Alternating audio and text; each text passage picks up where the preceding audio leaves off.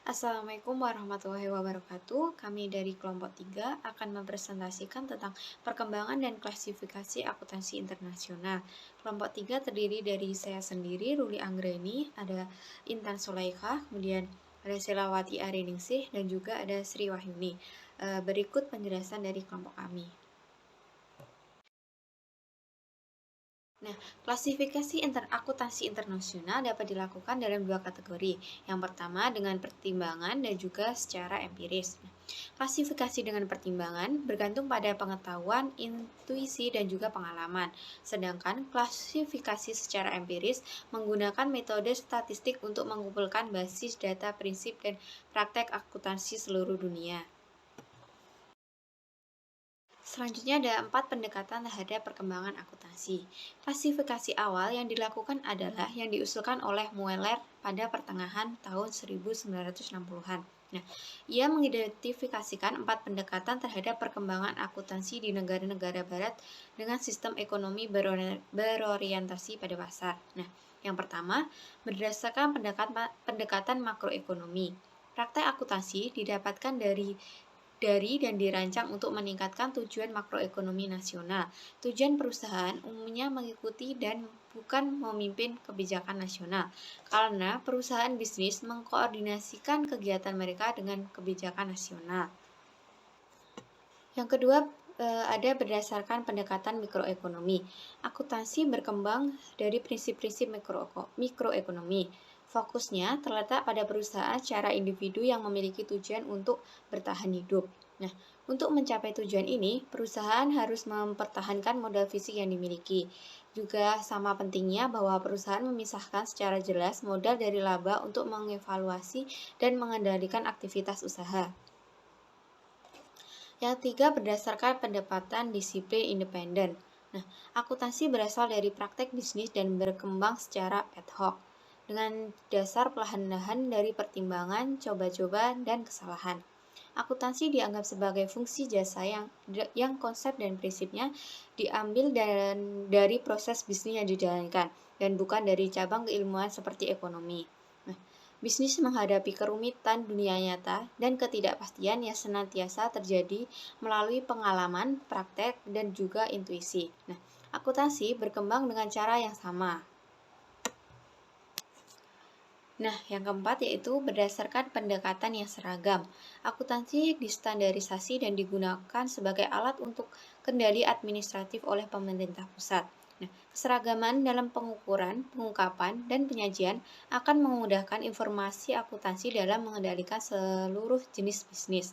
Nah, secara umum, pendekatan seragam digunakan di negara-negara dengan keterlibatan pemerintah yang besar dalam kinerja, mengalokasikan sumber daya, mengumpulkan pajak, dan mengendalikan harga. Nah, di Perancis, dengan bagan akuntansi nasional yang seragam, merupakan pendukung utama pendekatan akuntansi secara seragam. Nah, selanjutnya ada sistem hukum, akuntansi hukum umum versus dengan kodifikasi hukum. Nah, akuntansi juga dapat diklasifikasikan sesuai dengan sistem hukum suatu negara. Pandangan ini telah mendominasi pemikiran akuntansi selama kurang lebih 25 tahun terakhir. Nah, yang pertama yaitu akuntansi dalam negara-negara hukum umum memiliki karakter berorientasi terhadap penyajian wajar, transparansi, dan pengungkapan penuh dan pemisahan antara akuntansi keuangan dan juga pajak. Nah, pasar saham mendominasi sumber-sumber keuangan dan pelaporan keuangan ditujukan untuk kebutuhan informasi investor luar. Nah, penentuan standar akuntansi cenderung merupakan aktivitas sektor swasta dengan peranan penting yang dimainkan oleh profesi akuntansi. Nah, yang kedua ada akuntansi dalam negara-negara yang menganut kodifikasi hukum memiliki karakteristik berorientasi legalistik, tidak membiarkan pengungkapan dalam jumlah yang kurang, dan kesesuaian antara akuntansi keuangan dan juga pajak. Bank pemerintah atau orang dalam mendominasi sumber keuangan dan pelaporan keuangan ditujukan untuk perlindungan kreditor. Nah, penentuan standar akuntansi cenderung merupakan aktivitas sektor publik dengan relatif sedikit pengaruh dan dari profesi akuntansi. Akuntansi kodifikasi Akuntansi kodifikasi hukum sering disebut dengan kontinental atau legalistik atau seragam secara makro. Nah, ini ditemukan di kebanyakan negara-negara Eropa kontinental dan bekas kolonial mereka di Afrika, Asia, dan juga Amerika. Selanjutnya yaitu ada sistem praktik, akuntansi penyajian wajar versus kepatuhan hukum. Alasan banyak perbedaan akuntansi pada tingkat nasional menjadi semakin menghilang. Itu karena yang pertama itu pentingnya pasar saham sebagai sumber keuangan terasa semakin berkembang di seluruh dunia. Yang kedua, ada pelaporan keuangan ganda kini menjadi hal yang umum. Yang ketiga, yaitu beberapa negara yang menganut kodifikasi hukum secara khusus mengalihkan tanggung jawab pembentukan standar akuntansi dari pemerintah kepada kelompok sektor swasta yang profesional dan independen.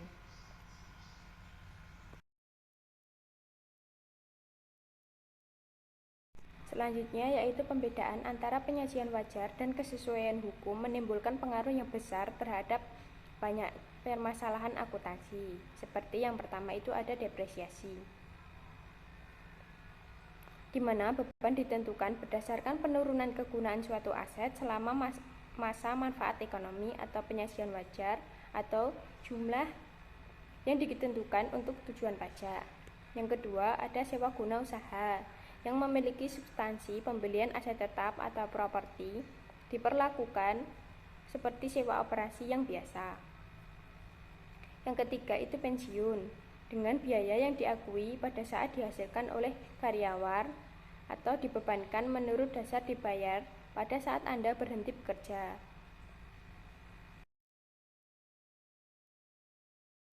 Selanjutnya yaitu akuntansi dan nilai budaya.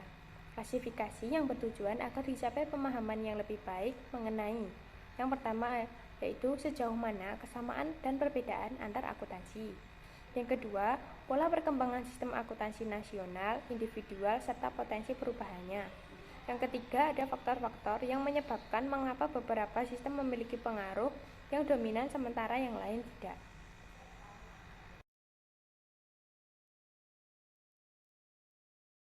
Budaya yang meliputi nilai-nilai dan sikap-sikap yang dipegang oleh sebuah masyarakat dianggap sebagai sebuah elemen penting untuk memahami bagaimana sebuah sistem sosial bisa berubah. Karena budaya mempengaruhi perilaku, dan perilaku akan mendasari sistem hukum dan susunan institusional yang lain. Dimensi budaya nasional. Yang pertama, individualisme versus kolektivisme, yaitu tingkat interdependensi antar individu yang dipelihara oleh masyarakat. Yang kedua, jarak kekuasaan besar versus kecil, yaitu ketidaksamaan individu sehingga memiliki konsekuensi terhadap masing-masing individu dalam membangun organisasi. Yang ketiga, penghindaran ketidakpastian lemah versus kuat, yaitu bereaksi terhadap fakta yang ditentukan oleh waktu dan masa depan tidak diketahui, serta berusaha mengendalikan masa depan atau bahkan mengajukannya. Yang keempat, maskulinitas versus femininitas, yaitu cara mengalokasikan peran-peran sosial antar pria dan wanita. Selanjutnya, nilai-nilai akuntansi. Yang pertama, profesionalisme versus kontrol statutory, yaitu pelaksanaan pertimbangan profesional individu bukan kepada kepatuhan terhadap kontrol statutory atau kontrol berdasarkan undang-undang dan tuntutan hukum yang telah ditetapkan. Yang kedua, uniformitas versus fleksibilitas, yaitu praktek akuntansi yang seragam antar perusahaan bukan fleksibilitas yang sesuai dengan lingkungan perusahaan individu. Yang ketiga, konservatisme versus optimisme, yaitu pendekatan pengukuran yang hati-hati sehingga mampu menghadapi peristiwa-peristiwa masa depan yang tidak pasti, bukan pada pendekatan yang lebih optimis dan lebih berani menanggung resiko. Yang keempat, kerahasiaan versus transparansi, yaitu kerahasiaan informasi bisnis hanya ditujukan kepada yang terlibat dengan pendanaan, bukan pada pendekatan yang transparan, terbuka, dan secara publik. Selanjutnya ada pendekatan dalam klasifikasi akuntansi yang dibagi menjadi dua, yaitu pendekatan induktif dan pendekatan deduktif. Pendekatan induktif itu dimulai dengan menganalisis praktek-praktek akuntansi akuntansi nasional, dan kemudian disusun penjelasan mengenai faktor-faktor ekonomi, sosial, politik, dan budaya yang terkait dengan klasifikasi tersebut, sehingga dapat membedakan antara praktek pengukuran dengan disclosure. Yang kedua, pendekatan deduktif, yaitu diidentifikasi faktor-faktor lingkungan yang relevan dengan menghubungkan faktor-faktor ini pada praktek akuntansi nasional, sehingga bisa disusun pola pengelompokan internasional. Pendekatan deduktif dibagi menjadi 3. Yang pertama, pendekatan perkembangan akuntansi. Yang kedua, hukum undang-undang atau kode law, dan hukum umum atau common law. Dan yang ketiga, penyajian wajar dan kepatuhan umum. Pendekatan perkembangan akuntansi itu dibagi menjadi 4 bagian. Yang pertama, dalam pola ekonomi makro. Yang kedua, dalam pola ekonomi mikro. Yang ketiga, dalam pola disiplin independen. Dan yang keempat, dalam pola akuntansi seragam. Memudarnya diversitas akuntansi itu ada 3. Yang pertama, semakin pentingnya arti pasar modal di seluruh dunia, sehingga menimbulkan dorongan untuk menentukan standar pelaporan korporasi tingkat dunia.